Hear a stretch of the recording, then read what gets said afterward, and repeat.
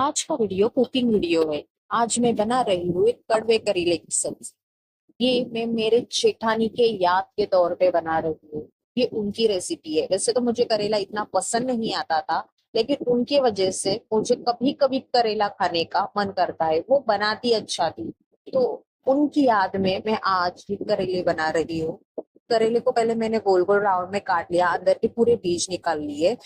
करेले को एक बाउल में लेके उसमें ढेर सारा नमक भर देंगे और नमक को करेले में अच्छे से मिलाएंगे, जो कि नमक खारे बन जाए, इतना नमक डालना है। फिर अच्छे से उसको मसलेंगे मसलेंगे मसलेंगे मसलेंगे। करेले में थोड़ा सा पानी ऐड करने के बाद करेला मसलना थोड़ा इजी हो जाएगा। तो अच्छे से मसल के उसमें का करेले का ग्रीन पानी निकाल के, एक्सेस वाटर निकाल के फेंक देंगे। देखो वो अपने आप ज्यादा वाटर छोड़ेगा और वो पूरा कड़वा वाटर होगा। फिलहाल तो मैं फेंक दे रही हूँ, लेकिन ये जो डायबिटिक होता है वो लोग इसका जूस पीते हैं करेले का। ऐसे ही जूस निकाल के उसका ये पीने से डायबिटिक पेशेंट को हेल्प होती है। तो ऐसे ही करके अपने दो चार बार उसको अच्छे से पानी में डाल के मैश करके करेले को निकालना है, तो उसमें से वो जो खारापन है वो चला जाए और कड़वापन चला जाए। इसकी वजह से देखो पानी ऐसा कुछ दिखेगा, अपने आप पानी व्हाइट हो जाएगा तो समझ लेना कि उसमें का कड़वापन गया है। कांदा टमाटर और कोथिमीर को मैंने पहले ही चॉप करके रखा है।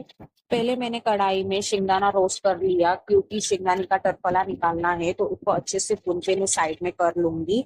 फिर उसी कढ़ाई में तेल डाल के, थोड़ा ज्यादा तेल डाल के, फिर वो जो धोए हुए करेले को उसमें डाल दूंगी। करेले में पानी होने की वजह से इनको फ्राई होने के लिए टाइम लगेगा, तो इनको भूनते भूनते मुझे भूख लगी, इसलिए मैं बिस्किट खा रही हूँ। तो पीछे देखा कपड़े लटक रहे, तो कपड़े भी जाके घड़ी करके लेके आई, रैपर फेंक के आई। और देखा तब तक तो हमारा करेला हुआ ही नहीं है और टाइम बहुत ज्यादा लगेगा। हमारी बहुत छोटी सी फैमिली, हम दोनों मियाँ बीवी और हमारा एक 11 मंथ कंप्लीट बच्चा, बस हम इतने ही हैं। तो इतनी भाजी हम दोनों मियाँ बीवी के लिए काफी है। गैस को एकदम लो फ्लेम पे मैंने कर दिया है, तो वो अच्छे से फ्राई होगा। देखो इसका कवर थोड़ा सा कलर चेंज हो रहा है करेले का। करेला ऑयल में अच्छे से भून लेने के बाद करेला कुछ ऐसा दिख रहा है, देखो कितना क्रिस्पी दिख रहा है। इसमें नमक और मिर्ची पाउडर डाल के ऐसे ही खा सकते हैं, बहुत यम्मी लगता है। फिर मैंने शिंगदाने के भी टरफले निकाल लिए और इसको अब मैं मिक्सी में पीसूंगी। फिर कढ़ाई में ऑयल डाल के उसमें कांदा और कड़ी पत्ता डाल के इसको अच्छे से भून ले रही हूँ। कांदे को पिंक कलर का होने तक भुनना है। कांदा और कड़ी पत्ता साथ में डालने से कड़ी पत्ते का फ्रेग्रेंस पूरा भाजी में उतरता है, इस वजह से मैं दोनों को साथ में ही डालती हूँ। कि जो मुझे कड़ी पत्ता का फ्रेग्रेंस बहुत अच्छा लगता है भाजी में। अब मैं इसमें डाल रही हूँ अदरक लहसुन मिर्ची का पेस्ट, इनको साथ में मैं मिला रही हूँ। और फिर उसमें डालूंगी हल्का सा जीरा। जीरा डालने के बाद उनको भी अच्छे से मिलाऊंगी। हल्का सा नमक डालूंगी, नमक थोड़ा देख के ही डालना है, क्योंकि ऑलरेडी भाजी को नमक लगाया है हमने। इन सभी को भाप के ऊपर पकने के लिए इसके ऊपर ढक्कन लगा के 5 मिनट के लिए मैंने छोड़ दिया। फिर 5 मिनट के बाद फिर से मैंने इनको हिला के देखा, फिर इसमें टमाटो डाल दिया अच्छे से। और टमाटो डालने के बाद इसको फिर अच्छे से मैंने हिला लिया। हिलाने के बाद फिर से इसमें थोड़ी हल्दी डालना तो मैं भूल ही गई थी, इसलिए थोड़ा सा मैंने बाजू में हल्दी डाल के उसको सब में एकजीव कर लिया। अभी हल्का सा पानी डाल दिया क्योंकि जल रहा था, तेल कम था ना, तो इस वजह से जल रहा था। और इसलिए मैंने हल्का सा पानी डाल के फिर से इसको 5 मिनट के लिए रख दिया। भाजी एक साइड में बन रही है, तो ले रही हूँ रोटी बनाने के लिए। लेडीज हमेशा मल्टीटास्किंग होती है, वो एक टाइम पे कहीं काम कर लेती है। मैंने आटा ले लिया, आटा में नमक डाल के आटे को अच्छे से गूंद ले रही हूँ। कई लोग बिना नमक का रोटी खाते हैं, लेकिन बिना नमक की रोटी हमारे हलक से नीचे नहीं उतरती।